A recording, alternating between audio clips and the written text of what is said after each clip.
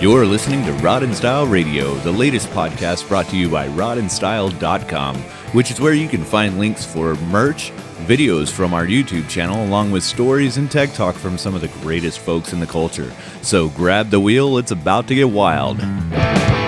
You've tuned in to Rod and Style.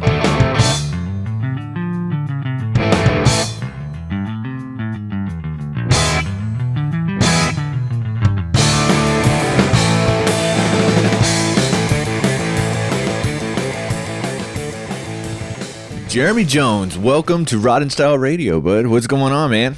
Hey, I appreciate you having me on.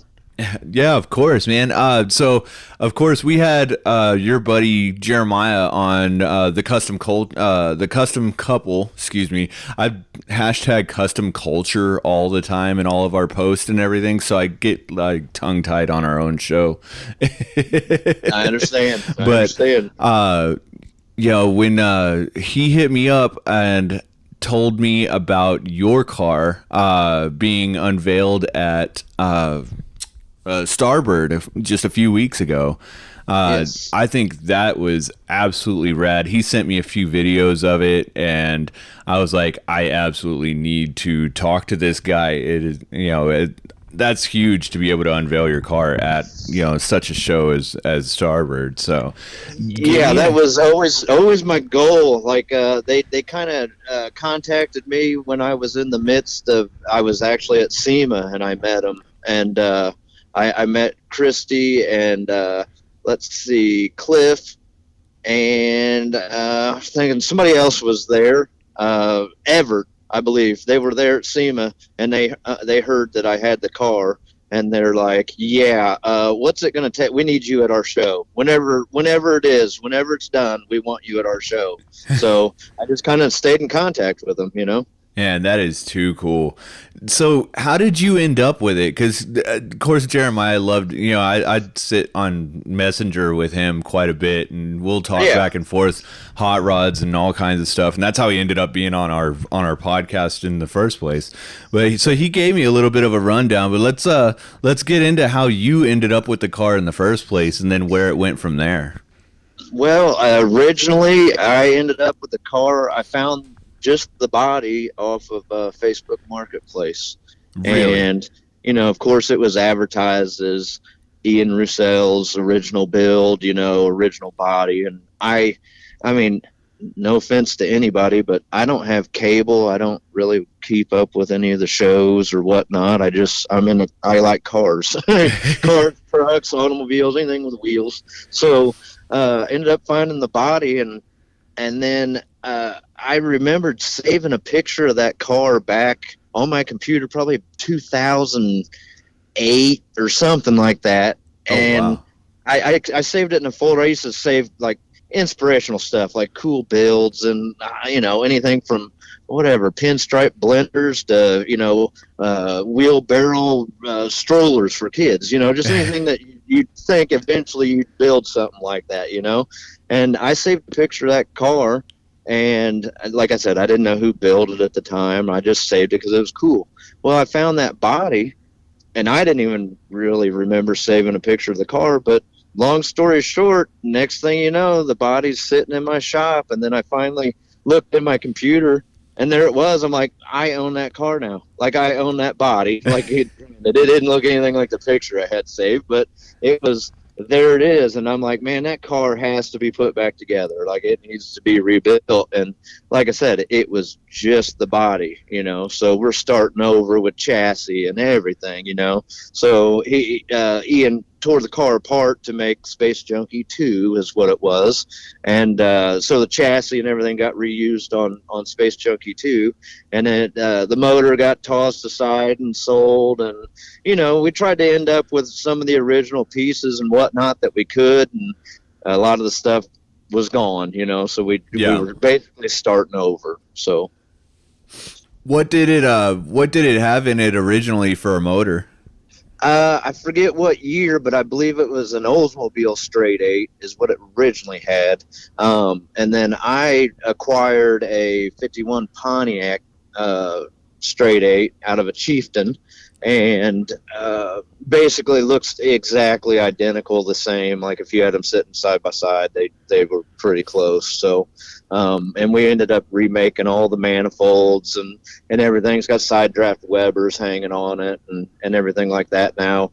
Put electronic ignition in it, and did some general stuff, resealed everything. Came out of a running driving car, so that was kind of the big push, is that it was, at least we knew it ran. So isn't that always like just like the tops when you can like get a running driving car that can be a donor to something like that, Right. Well, it takes, not that rebuilding the motor and putting it all back together and knowing everything's new, yeah, that's a relief of the mind. But knowing that you can put it in that project and fire it up, know that it'll get by, it'll do everything it needs to do right now. Yes. Yeah, exactly. It's always cool to have like the nostalgic motors. Like everybody loves a flathead, everybody loves a nailhead, Right. Oldsmobile V8s, and everybody loves these nostalgic motors because they're so sought after, and they're pretty rare in a lot of occasions. People can spend some big money putting these engines back together. So just to rebuild them, yeah, just the rotating assembly, just seals. I mean, everything. Yeah, it's a lot more than buying stuff for a small block Chevrolet. Let's put it that way. absolutely, nothing wrong with a small block, but man, No, they're tough to get a hold of some of the stuff for these Right. engines like that. I had a Cadillac, one of the 331s, mid 50s Cadillac engine, and I had every ounce of me wanting to rebuild it until I started paying for it. Yeah. Then you're like, man, I could have a really nice small block for that. Yep. Yeah. I know the feeling. The best part is when people come up and look at the engine in Space Junkie, and they start counting, and they're like, "Wait, there's 8, not 6." Everybody thinks it's a straight 6. Right? So, Yeah. right. Yeah. Nobody's used to seeing a straight 8. That's No, for not sure. really. Not in the hot rod. Kind of obscure. That is for sure. A buddy of mine, he had a whole rebuild kit for a Pontiac straight 8, and he ended up losing pieces of the engine that he was like, I'm never gonna find this ever again. And I remember he damn near made all of his money back selling just the rebuild stuff that he had bought. He had all the intentions to do it, but then Right. he was like, he couldn't find some certain parts, and he was like, I'm never gonna find these parts. So yeah, no, I can imagine some of this stuff. Being able to have an engine that's running and driving, throw it in, that's awesome. At Especially least something from that the cool. initial get-go. From the initial get-go, at least you can fire it up, run it, see what it needs from there, see if it's going to cool even, having Oh, radiator in the back. And, I mean, you had all kinds of obstacles to jump through anyway, so taking that out of the equation kind of makes it a little bit easier. Yeah, cooling issues are the bane of me. I've had so many damn cars that everything just wants to be hot. And South Texas just hates cars in general. Yeah, yeah. I'm hoping. It's still in the air on how this thing's going to cool. I mean, we just really fired it up. I didn't want to fire it up before the Tulsa show, just because I didn't want there to be some stupid gas leak or something that started eating paint, and you know what I mean. Like, I really wanted Right. to debut the car in as pristine as it could be. But I mean, really, as soon as I rolled it out of the trailer on, it would have been Monday morning. By 2 o'clock in the afternoon, we had it fired up. So I didn't waste any time. Got back from Tulsa, we fired it up. I'm still doing a couple little things to get the radiator and everything hooked up and bled, and just see if it's going to cool, see how it's going to act. I mean, it's still up in the air on my end. I know. Yeah, it's kind of cool though. Some of these like show cars like that. Being able to put it together and put it out there and let everybody see it in its pristine condition, and then Right. like there's all the afterthoughts of like how are we going to actually drive it and run it, and Well, you have to take care of when you get home. Yep, I got home, I fired it up, it came up to temperature, and it shot antifreeze everywhere. Like, I didn't Yeah, and it did it twice. So yeah, that's why I didn't do it before the show. Yeah, no, absolutely. Yeah. It's just one of those things. Like, I'd rather clean up the mess when I'm not under the gun. Yeah, for sure. So after you got it and you realized, that that was the body style that you ended up with, and you started having to collect up parts for it, what was the experience like? As you had to start putting everything together, like going down the checklist of what you needed. What did Well, you have to go through I for that? started the checklist that I started with was contacting Ian, which, like I said, I didn't know him. He didn't know me. I didn't even know really his show. I had to kind of Google and do a little bit of research. You know how everybody does nowadays. Sure. And I ended up, I was like, well, there's only two questions I really had for Ian, and the two questions were I found him on Instagram. I sent him two questions. I said, one, I said, can I ask you a question about Space Junkie? And I'm like, if I ever hear from him, cool, because it'll help the build out. And if I don't, then I know I can do it. I know I can build whatever I need to build. It just would have been helpful, you know? Sure. So I sent him asked him if I could ask him some questions about Space Junkie, and he says, sure. He answers, sure. What's up? And I'm like, okay, cool. So we get going back and forth on some questions. The number one question: what front axle was underneath that car originally, the original build? And he told me, like, I think it was the original 31 Chevrolet axle, I believe. And then I asked him what steering box he ran, because it had cowl side steering out, the side. And Yeah. I'm like, it's already got a bubble and a blister there for the steering arm. And I'm like, if I don't have to reinvent that, with body work, because I never intended on painting the car. Like, I was going off of the original paint, and I really wasn't going to get that in depth into it. But and later you find out I did, So those are the two major questions. And then he started asking me questions. What's going on? Why are you asking questions? What's it? And he started asking me as many questions I was asking him, Really? which was cool. So I said, we can probably cover a lot more basis if you here's my number. Call me when you get a minute. No, you're a busy guy, but I think we can cover some more ground. So he says, I'll call you in 3 hours. Well, 3 hours goes by, and sure enough, my phone rings with an obscure, California phone number. Here I am in Missouri, and it was him. And we got talking. I mean, he's just like any other car guy. We get talking, and an hour and 20 minutes goes by, and he's asking me, like, well, what are you asking? Why are you asking? What, and I told him that I ended up with the body, and I want to build a frame for it and bring it back to life. And he was asking, he goes, well, that car, originally it drove in a straight line. It didn't really turn, he was telling me all the downfalls of the original build. And I said, well, like the rebuild, I want to make it drivable. I want to make it feasibly drivable within limits. I mean, I understand, like, you're laid back in a 34-inch tall roof line. Yeah, you're not going to want to drive it across the country. But if you can get in it and drive it and turn and do everything it needs to do, then that's the rebuild I want to do. So it was always rebuild Space Junkie One, but make it better, which was always the plan. And so that's why we call this one Space Junkie 1.5, because it's Space Junkie 2 is the bubble top, which still exists. There's a lot of people that don't know the story. Like, Space Junkie 1 disappeared. Space Junkie 2 took its place.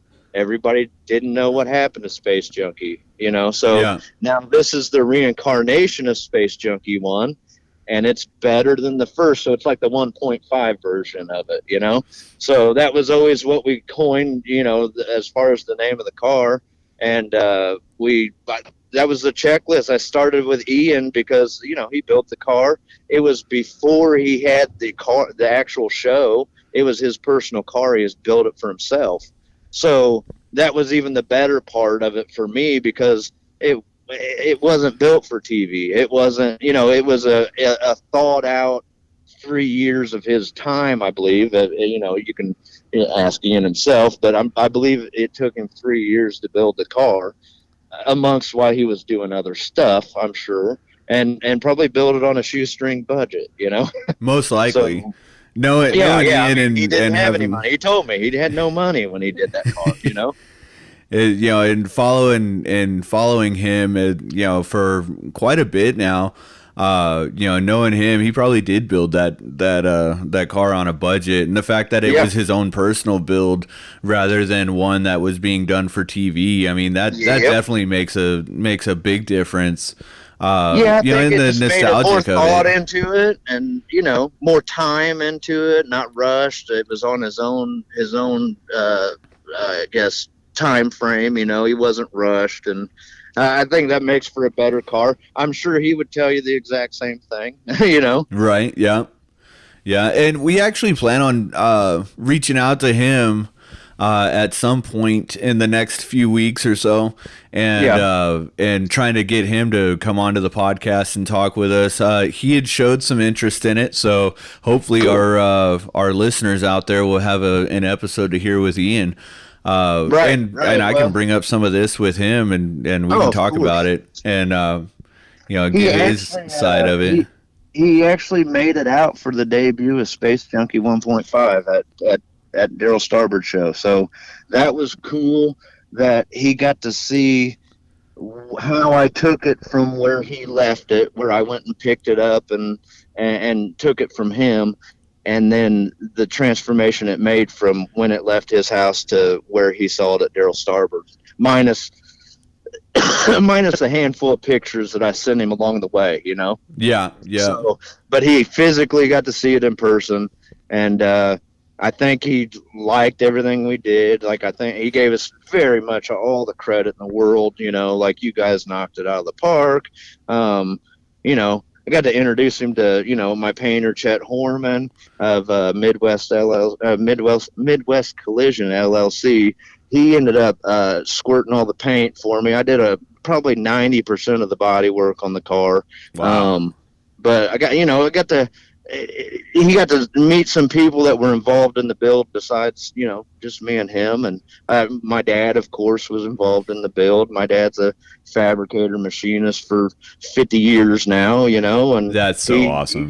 He's always been in the background. He don't want no limelight, but I tell you what, when we pulled the cover off that car, I had him pull the cover off with me. And I might have got an attaboy. I don't even know. What was Ian's involvement with 1.5? What did you have him doing on this side of it, the build? Basically, in a nutshell, I went out there and I did the episode with him, and we built the rolling chassis for the car. I mean, that was initially what we did. So we started building chassis out there.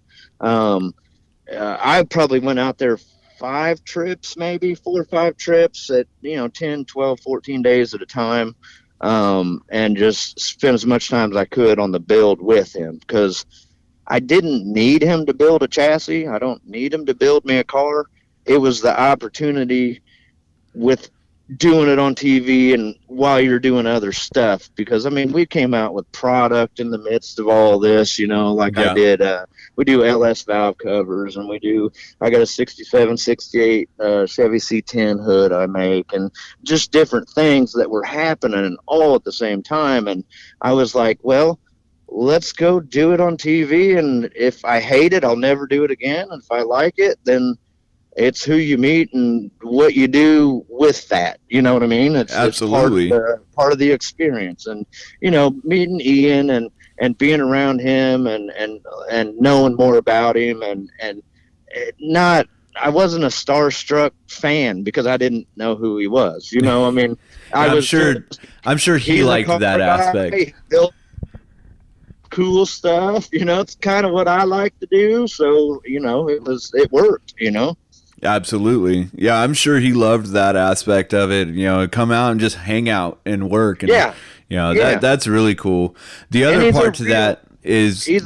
Go ahead. I'm sorry. Oh, no, you're fine. You're fine. I was just gonna say, like, the other part to, like, just the whole unveiling of of the car. I mean, the fact that you were able to do it with your dad, man, that is super cool. Yeah. I tell a lot of people, and a lot of people that have listened to our shows and other podcasts that I've done. I didn't grow up in cars. I didn't grow up doing a lot of this with my dad. He was an office type guy, worked for the Air Force for a bunch of years. And I learned a lot of what I know in cars from getting my first truck and it breaking down and me having to fix it. So, right, like, it's out of necessity.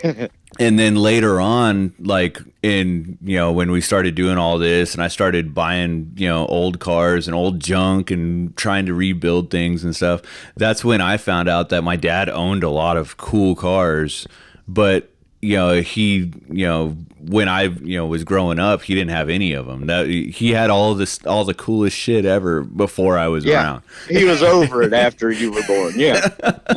In a way, that's kind of like my dad. Like, you can tell he don't really want to he don't want to work on cars. He's done that and been over that, and you know what I mean? Like, probably if I would have been born about 20 years prior to when I was, him and I would have been building cars, crazy stuff. You know what I mean? Because that's what he did his entire life. But yeah, he's over it now. Like, I think he does it just because it's more like, in a way, like a bonding thing, Yeah. And it's not like he's going to tell me that, but I think that's probably a lot of it. I think so too, man. I think that's really cool. I just just to have that whole experience is really awesome. Of course, with our daughter, I try to involve her as much as possible. She's right now she's at the age that she loves all the stuff that her mom is doing. So her mom owns a Buick and she wants to go riding in that Buick all the time. There you go. She for Christmas this year she got one of the little powered 57 Chevrolet cars. She's loving everything to do with cars right now. So I try to give her that as much as possible. And I love the fact that this culture brings it brings people together to for common goals like that, to build a car and show it off at a show, or get out in the garage with your dad and hang out and build a motor. I think that's really awesome, man. Well, and I think it definitely did that with this car because, I mean, I went out of my way, like out of my comfort zone. Like, I'm not a body and paint guy by any means. That's not my thing. Like, I'm more like cut, grind, weld, make, stuff, the hard stuff out of metal. You know what I mean? I'm not smearing it with mud and making it look pretty. Like, I'm not that guy. But I was forced to on this build out of necessity, like, to get it done. And then my buddy Chet Horman, who owns Midwest Collision LLC, he's the one that said, you know what, get it here, let's knock it out, And so I went up there and I just said, you don't have to do the work, just show me, point me in the right direction, steer me, you know what I mean? Yep. Tell me what I need to do, and that's what I did.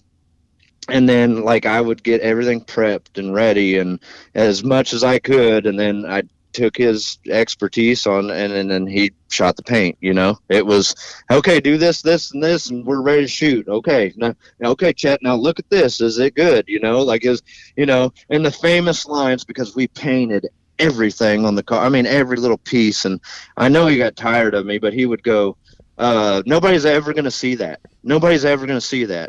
Well, he showed up the day that we finally put the body on the frame and everything was almost together. And I had it at my shop. So he came and he just looked and he goes, damn it. He goes, you do see that. You do. I'm glad you did that. I'm glad you kept going when I was saying you're never going to see that. Like, so it was kind of like yeah, okay, I get it, but I think he knows what he was doing.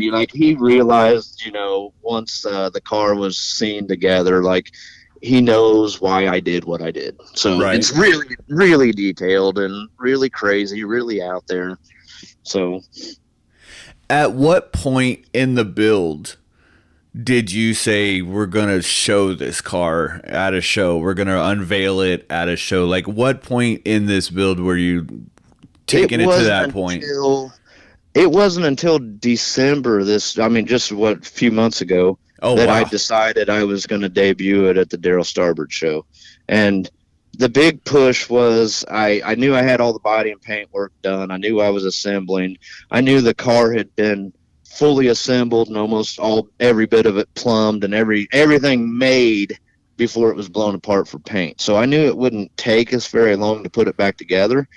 But then I also knew that I had wiring and interior and stuff like that was out of my hands. Like I'm not a wiring guy. Like they would call me Sparky, I'm sure, or Smokey, one of the two.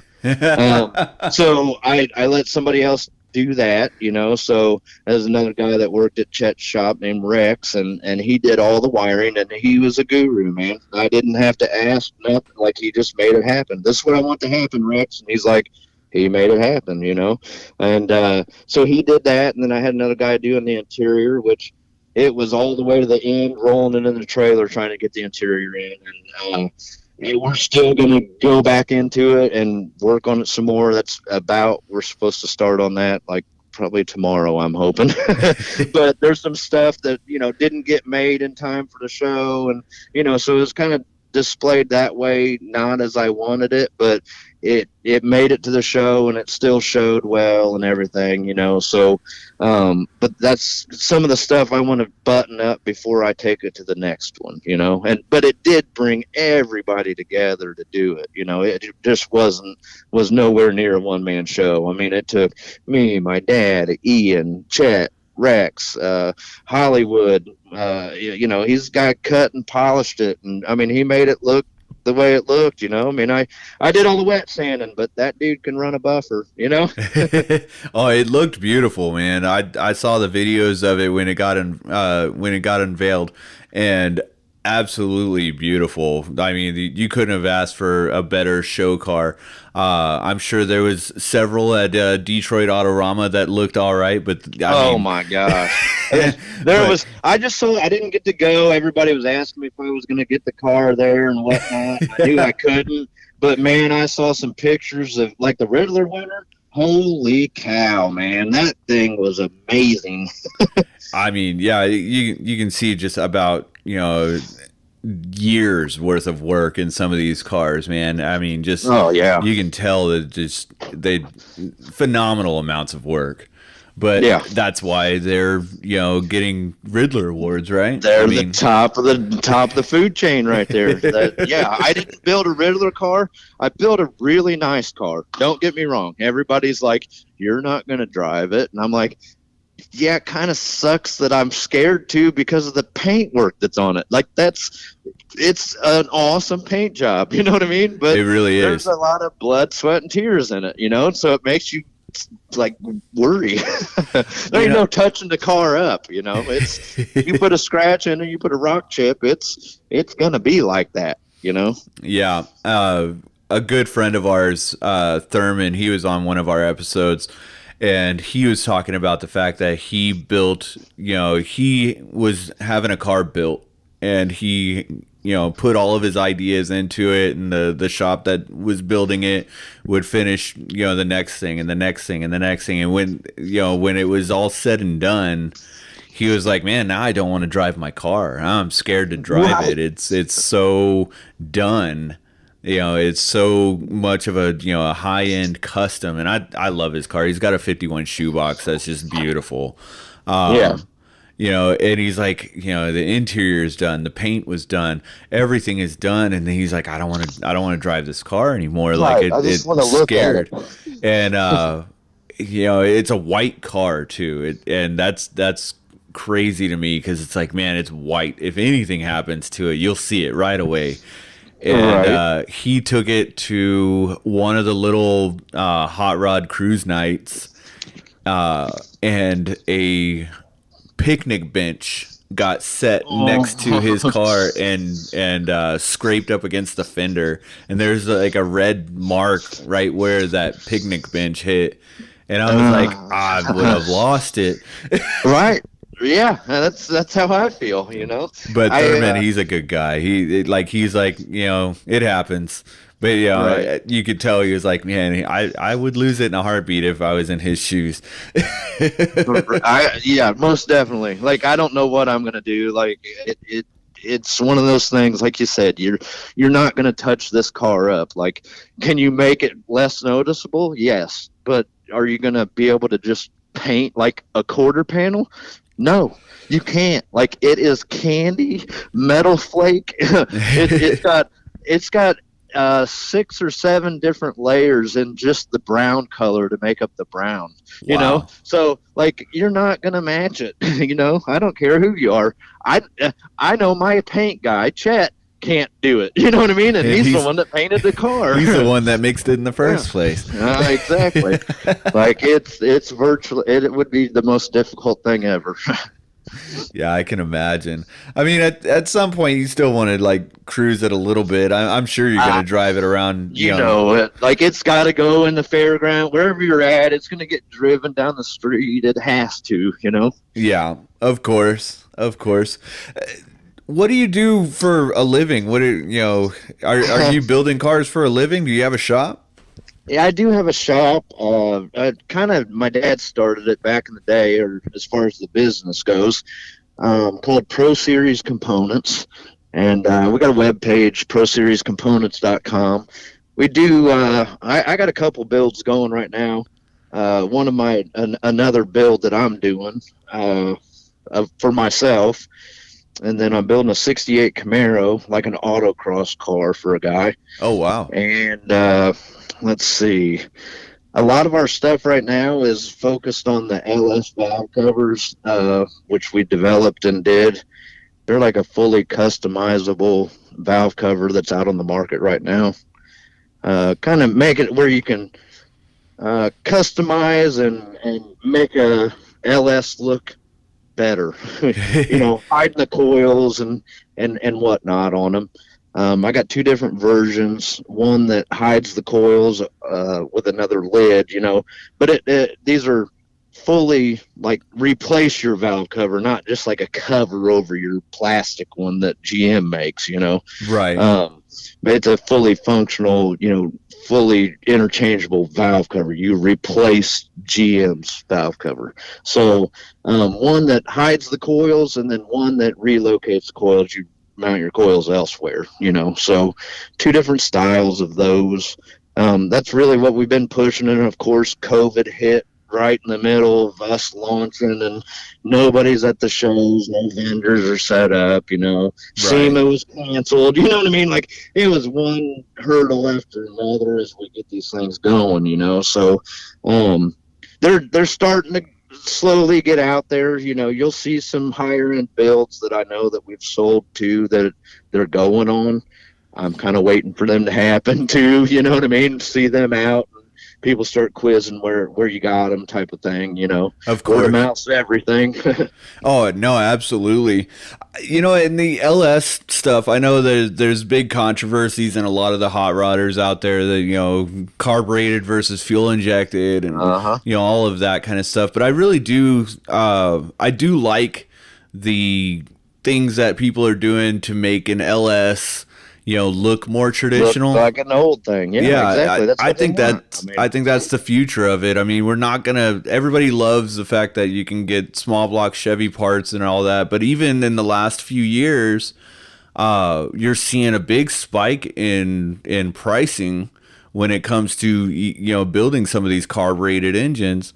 And I think LS is, they're starting to become a dime a dozen the way the small block Chevy was, 15, 20 years ago. The power that people are getting out of them for the amount of money they're spending on them. Exactly. And I mean, not having to do a lower end, not having to do rotating assembly. I'm talking like with a set of heads and, turbos on a stock bottom end, and people are building 800 horse where, what a small block with 800 horsepower costs you to build back then and even today compared to an LS. Absolutely. I hate to say it, out of a junkyard. I mean, I've seen it, heard of it. I know that. You know, and if you think about it too, you know, we're already hitting that point that the LS engine is, you know, over 25 years old. I mean, Right, you know, right. it's starting to be the older thing now. So I'm not saying for or against it. You know, I don't take a stance on the show for anything like that because somebody will come for me quick. Right, right. I hear you. I hear But you. you know, it is a conversation that people should be having. It is a conversation that is relevant in the scene of cars today. You know, in the parts that you're building for them, what is more sought after and what's more economic as far as, you know, do your valve covers that hide the coil, are those more what people want, or would they Well, rather I relocate? I think that's more people what they want is something that hides the coil to make it look better as far as like the LS. I mean, everybody hates the way an LS looks. Like that's the number one thing I hear when I'm set up at a show and we're showing valve covers is, yeah, that makes it look where, you know, it don't look like an LS. Thank God, you know. I mean, Yeah. so that's really what I hear.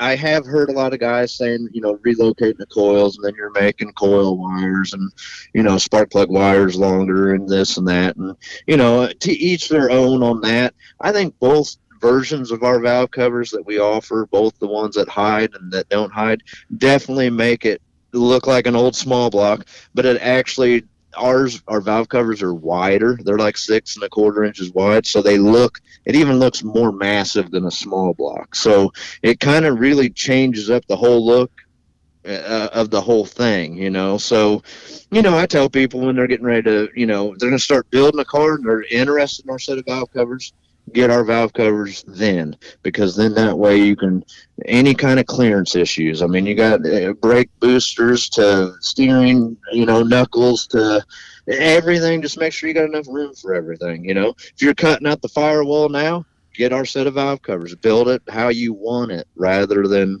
oh man, now they won't fit. You know, I mean, Right. Yeah. After now you've I'm already stuck built with your this. car. Yeah, I'm stuck with this Holly version that only has. I just get this one version with when I buy. You know, our valve covers. If you buy our set, you can interchange our screens in them. And I mean, if you had a name of a car, like if I had an LS and Space Junkie, and I wanted that screen to say Space Junkie 1.5, laser cut Space Junkie laser, or you know, just Space Junkie 1.5 in that, and you can interchange them. You know, if you want a different design the next week, you can change them. And then our lid also rotates 180 degrees, so our screens and our ribs that are cast into the valve cover can either be at the top or the bottom. So there's a lot of versatility and a lot of ways you can, I guess, take your artistic license and make these things look the way you want, you know. And we supply them as a cast piece. And if you decide like, well, I'm going to powder coat these and then I'm going to take the screens and I'm going to polish them, or, you know, I could give 100 different sets of these valve covers out and I'd probably get 100 different versions because everybody's got their own opinion of what looks good, you know. Right. And that's the cool part about it for me, because it's not like other valve covers, because once you buy that one design, that's all you have. Right. Ours are versatile enough that you could change them up every time. You could change them up on 800 cars; they'd look 800 different ways, you know. Wow, that is cool. Yeah, so yeah, definitely check out the website as far as that goes, because I'm trying to get them out there where people can at least have their the most customizable thing out there for them. You know, I mean, there's nothing else out there like them. And I can promise you that. for our listeners, go ahead and give them that website again, because I'm sure we might have one or two people that want to check that out for sure. Yeah, it's proseriescomponents.com. And like I said, there's a Series 1, which is relocate your coils. And I mean, they're a machined billet lid on a cast base, and they're actually a two-piece design. And they completely replace your stock valve cover. And we recommend running a LS6 valley tray so that you got um, your your breathing system and everything through the valley tray, not through the valve cover. Yeah. And then the Series 2, which you call them a Series 2, are the ones that hide the coils in the stock location. So they're right up on top of the valve cover, but then they're hid with a cast lid with a screen that is customizable. And I offer, there's probably 100 different screens that I offer, but then it's also customizable if you'd want something custom, something that I don't have. And that's absolutely awesome. I'll definitely look into that myself because we've got folks that I'm in the aircraft industry, so of course all the guys that I work with, they all drive street rods, I guess you can call them. Right. Little higher end stuff. Yeah, and a few of them have done some LS swaps. Of course, everything that we've ever seen LS swaps in are full fender cars with hoods, and they never get opened. Right. Yeah. So to me, these are like the ones that you kind of want to show off, or if they're in an engine bay that's painted, what I mean. Like I said, we have the billet lids that are like the street rod ones, like you want it in an open air, engine compartment and stuff. But we also have the ones that are, that you can paint the same as an engine bay, or a little bit different. And you start playing with your clears and you can make a slick looking piece. And I know you can. I've seen them. Jeremy, if you want to go ahead and give some shout outs to some folks that you want to recognize on our show today. Well, first and foremost, I'll do my dad.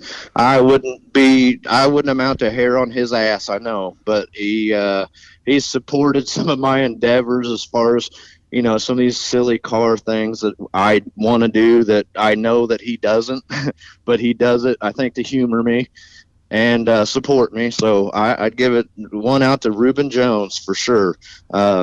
Next guy on the list would be a real close friend of mine now for sure, Chet Horman, and he's the guy that squirted paint. I mean, he's definitely everybody that's seen the car as of now wants to know who painted it. So that guy right there, look him up.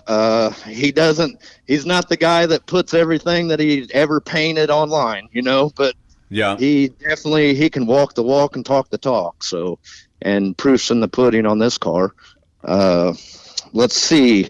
Rex Howlett. I can't pronounce his last name. I probably just butchered it, but he did all the wiring on the car, and like I said, so you just said you were kind of into aircraft. We did a aircraft steering yoke in the car. Did you really? Made the buttons and everything function for the air ride, let's see what else, turn signals, headlights. You start it from the steering wheel.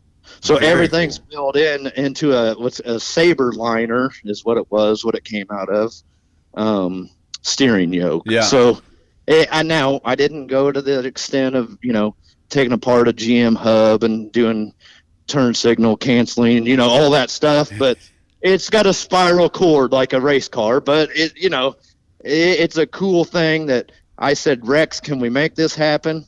And Rex made it happen. It does everything it needs to do right from the steering wheel, which that's cool to me. Like, that's what I wanted, So that is really cool. He got it all wired, had about 3 different little things to troubleshoot, and it took him about 10 minutes to have them fixed. And I was like, that's why you did this, So he was on it. I wanted Kyron. We call him Hollywood. That's what he goes by, Hollywood. So he did all the cut and polish, and we did a ceramic coating on it and everything before the show. He did everything that had to be done. He made the car look the way it does too. So I told him, dude, if anybody can rub one out, it's you, So he likes to laugh at that. So. I like that a lot. So those are at the Lake Upholstery. Ralph is the guy that did the interior, and like I said, we're kind of getting ready to tear into it a little bit more right now, work out some kinks and whatnot. But he's the guy that did all the interior and troubleshot and well, I'm sure it wasn't easy dealing with me saying this is what I want. So, but it's hard. I'm very much a design oriented person. Like I knew what the car was going to look like before it was done. I knew kind of how it was going to be painted, how I wanted it to be painted. So I'm sure that's hard to deal with. But a lot of people need that. A lot of people need that direction to say, well, I don't know what color to paint it, or I don't know what color is this going to be, or what's this material, or I mean, it takes a lot to know that's what it's going to look like before I started it, Right. So, yeah. So I was kind of the lead guy on a lot of that stuff. So I mean, I like I said, if you look at the detail on this car, we even we flaked and pinstriped around the freeze plugs on the engine, Oh, wow. Now, is that like out there? Yes. But when you start looking at all the rest of the detail, it sticks out. You're like, holy cow, they flaked. And that's 6 layers of paint to make up that flake that's in the freeze plugs, That's but nuts. That is absolutely nuts. Yeah, it had to be there. It had to be like that because that's what I had in my head. so I'm kind of nutty, I guess. Hey, that's perfectly fine. The end product is what you loved, so that's the most important part about it. For sure. So, all right, Jeremy, well, we will let you get back to your normal daily life, and I'll let our listeners get back to theirs. And as always, folks, let's see here. I'm going to ruin something really quick.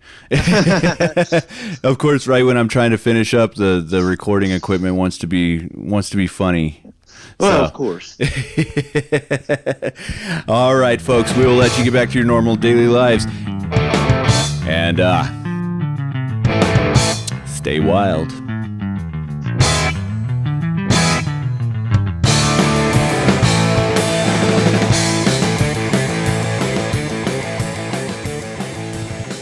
All right, folks, hold on just a second before you change that dial to another podcast. Hopefully, if you are going to change to another podcast, it's probably going to be The Custom Couple because you probably haven't checked up on enough of their episodes. But we still have more people to thank. Jeremy, who else do you got on this list? Well, first and foremost, Lil Daddy Roth, Big Daddy's son. I tell you what, they really hooked me up on some flake. And I picked Dennis's brain on how to even layer it and how it's going to look best in the sun. And, man, we did what he suggested, and he got to see the car at Tulsa, and he said, you did it. You did what I told you. Like, it looks awesome, So I want to thank them. And when you start layering a beaver brown prismatic, and then you put a small mini flake silver, and then we put the standard flake silver over the top and then layered everything in there. Ooh, I tell you what, it looks like a 1978 Ranger bass boat out in the sun now. That's what I was going to say. I grew up with parents that bass fished, and that was the thing, man. Having that badass flaked out boat, man. Yeah, it definitely, in the sun, boy, that flake dances now. It's really going to be something to see outside. I mean, I know the starboard show was inside, but and the lights did it justice, but man, outside, it's crazy. So, but I wanted to jump on too. Also, Speed Gems transmission adapters really helped us out. I mean, you think about putting a Pontiac straight 8 and what kind of transmission you can put behind that. Well, believe it or not, like a 350 transmission, I could bolt it up and put it right behind there, and that made it work out great, I mean, you know what?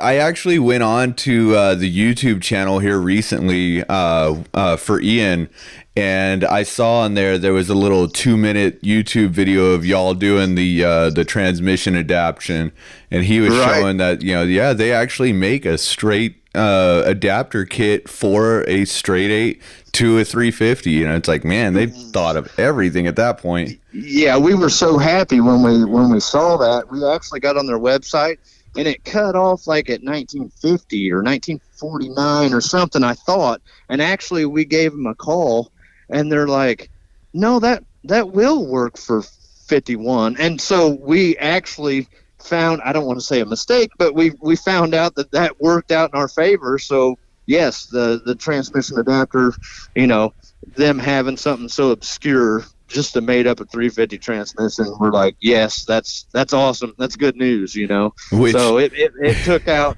a lot of the headache. and that's funny too, because like in the late 50s, 59, 60 into the early 60s and everything, all of those transmissions for Pontiac, because I remember a buddy of mine was just racking his brain. All of those Pontiac transmissions were 1 year transmissions. None of them were interchangeable with each other. And, that's funny. You're able to get an adapter for the early 50 stuff. And then if you get into a 59 Pontiac and you've got a 60 transmission, they won't go together. Yeah. You're done. You can't mate them. So yeah, that's really cool. Y'all are able to find that. So I'm stoked. I mean, I'm really stoked to see how all of it came together. And then, our listeners definitely are going to go and check out all the pictures and everything that you've posted. And then of course, once you've got it home and you're actually able to drive it, I'm sure people are going to be itching to see that thing drive. Yeah, I know. I have not had, it's still winter time here, so I've not had it out on the road yet, but it shortly will. I mean, I'm a little scared-ish, but you got to remember this thing's lower than a street bike. I mean, it's lower than where your knee would be on a street bike, So it's a little spooky, I don't know how. Like that trailer scene, scooting underneath it and Fast and Furious, like that would be really easy to do in this car. Whenever I see that, I always think of Christmas Vacation when they get the car under the log truck. Right. Oh, like, yeah. I don't want to do that. No, absolutely. Throw that out there. Absolutely not. Another person I'd really like to throw a shout out to would be Joe. I'll just call him Joe. He's at Speedway Motors, and he made some of the project as far as the TV side of things like seamless. We ended up we didn't need a lot of parts, but the parts that we did order and actually get was through Speedway. And we're talking like front disc brake kit and rear disc brakes, and you know what I mean. Like we ended up having to make some stuff and but we used their kits on some of the build, and that helped it go easier as well. Steering box and this and that. They really came in clutch, and like I said, I mean, there's nothing like being able to order a part and having it sitting all the way out in California 2 days later, driving out in the middle of the desert down this little sandy road to deliver it to Ian's house, I mean, so they did really make it happen. And like I said, I wouldn't have been able to do a lot of the stuff as quick as what we did in order to, to get the car done for the TV side of things. And that worked out great. I mean, you think about all the little plumbing pieces and lines and, air compressor and airbags and, it worked out. Like, you're not going into town to get parts where Ian lives. So I can when it imagine. shows up at your door, it's a lot easier. Yeah, I can imagine. Plus, with things like that and the kits that they have that make things much easier. Right. Why reinvent the wheel when it's already right there, ready to roll for you? Yeah, somebody engineered it, right? Like there's no sense in redoing. Exactly.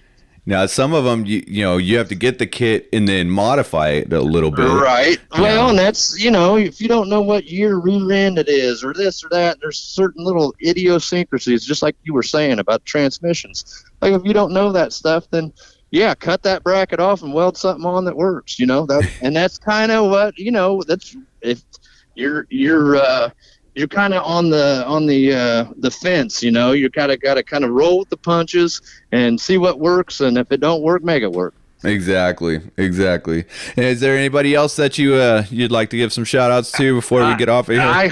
I hope to God I haven't forgot anybody, but really this project has really pulled quite a few people together, made friendships stronger, made business contacts better. You know what I mean? It just really has put a lot of people for this project and towards this project, even in, to where they have contact with one another now, like it really made people, like introducing Speedway to Ian, you know what I mean? And letting him have that contact where he can, now I see he's getting Speedway parts. That's awesome. Exactly. That's what you needed, I mean, yeah, he doesn't buy a lot of parts, but the little parts that he needs, it's nice that he has a connection, Absolutely. Yeah.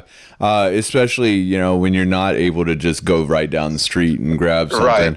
Right.